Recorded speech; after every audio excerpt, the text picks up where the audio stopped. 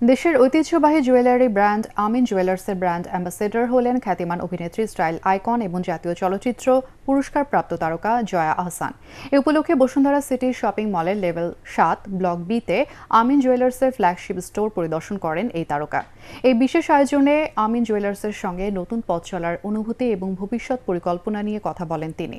এ সময় ব্র্যান্ডটির সৃজনশীল ডিজাইন, গুণগত মান এবং ঐতিহ্যের প্রতি তার আস্থার কথা তুলে ধরেন জয়া আহসান। অনুষ্ঠানে আমিন জুয়েলার্স লিমিটেডের senior consultant business development Mirza Saidul Islam Baig এবং বিজ্ঞাপন সহযোগী প্রতিষ্ঠান অ্যাডপেরিয়েন্স লিমিটেডের ম্যানেজিং ডিরেক্টর আশরাফুল আলম উপস্থিত ছিলেন। এছাড়া অনুষ্ঠানে উপস্থিত অতিথি, গ্রাহক ও গহনা প্রেমীদের জন্য এক্সক্লুসিভ কালেকশনের প্রদর্শনী ছিল।